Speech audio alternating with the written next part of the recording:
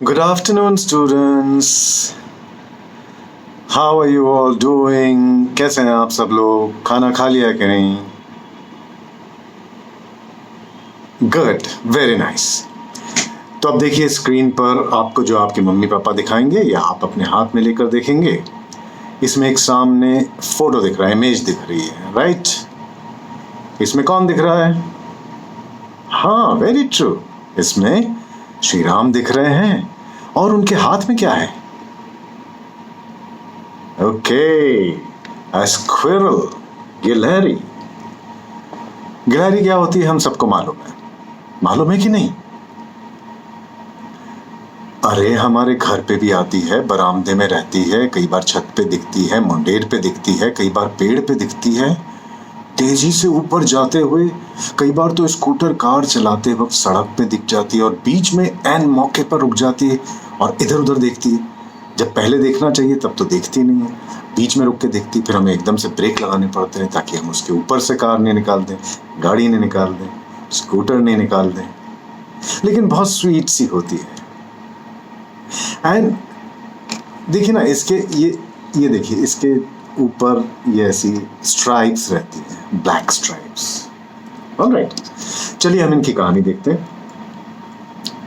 ये श्री राम और सीता जी हैं और वनवास जब उनको हुआ था, जब जंगल में रहते थे, तो कुटिया में एक दिन सीता जी को राम बोल के गए थे कि आप अंदर ही रहना, हम आ रहे हैं, घर के बाहर मत निकलना. जैसे हमको कह के जाते हैं ना मम्मी पापा कि don't step out of the house, ऐसे ही इनको श्री राम कह के गए थे.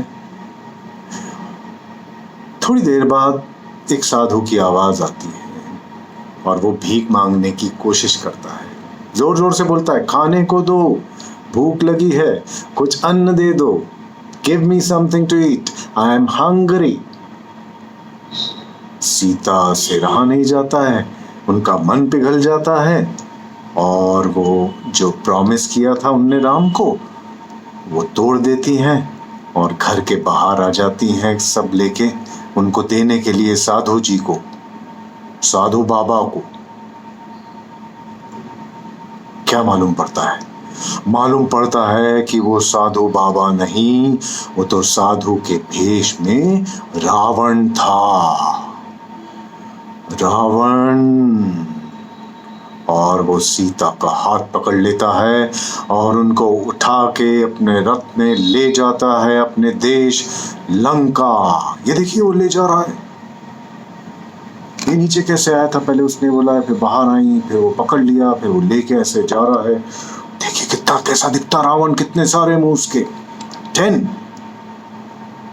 इसी को जलाने जाते हैं हम. ये बैठा अपने दरबार में रावण, सीता को ले गया. अब राम क्या करेंगे? कुछ नहीं, राम तो लंका आएंगे. अब वो रही दूर लंका. और देखिए यहाँ पे श्री राम, लक्ष्मण, हनुमान जी और एक प्यारी सी गिलहरी भी दिख रही, छोटी सी, और बाकी तो खूब सारे वानर दिख रहे हैं. Vanar is monkey. तो there was a team of monkeys who were helping Ram to build a bridge across the sea. समुद्र के ऊपर पुल बना रहे थे ये लोग, बड़े बड़े पत्थर लाके और पानी में डाल रहे थे. और इसलिए वो पत्थर नहीं डूब रहे थे क्योंकि उन सब पत्थरों पर श्री राम लिखा हुआ था. और इसका मतलब ये है कि भगवान में बहुत विश्वास था उन सबका, भक्तों का.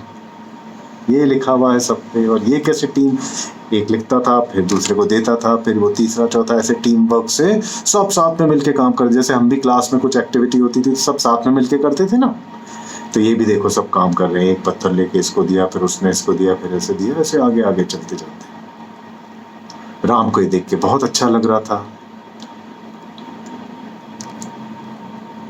एक वानर जो था, एक मंकी जो था, जब गिलहरी जा रही थी, ये जा रही छोटी सी, टकपक टकपक टकपक टकपक, तो ये इनका पांव इस पे रखते रखते बचते हैं. तो ये बहुत चिल्लाता है मंकी की, क्या है, क्या कर रही हो, कहाँ जा रही हो, यहाँ पुल बन रहा है.